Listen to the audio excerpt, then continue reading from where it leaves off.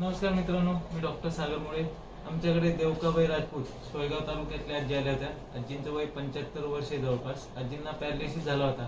ज्या दिवशी आमच्याकडे आणलं होतं, आजींना बोलता येत नव्हतं अजिबात. दोघा जणांनी उचलून आणलेलं होतं. आज त्यांना सुट्टी झाली, स्वतःच्या पायावर चालताय, फिरताय. आपण त्यांच्या नातेवाईक चर्चा. ते नमस्कार. कोण आहे तुमच्या या? बरं, काय झालं होतं त्यांना?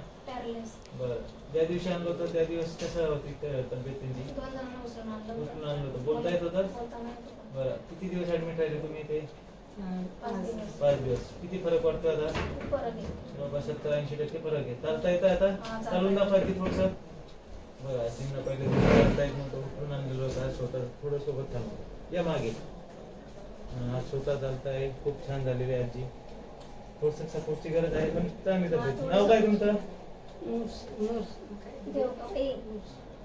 थोडंफार बोलताय. आधी तर काही आवाजच नव्हता येत. छान झालेली तब्येत.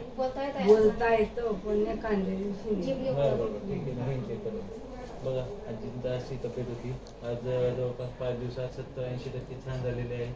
तर तुमच्याकडे जर कोणी पॅरालिसिसचं पेशंट असेल किंवा तुमच्या आसपास पॅरालिसिस पेशंट असेल तर एक आमच्या हॉस्पिटलला नक्की भेट द्यावी. जेणेकरून आमचं जे विजन आहे पॅरालिसिस फ्री इंडिया, त्यामध्ये तुमचा सहभाग होईल. धन्यवाद.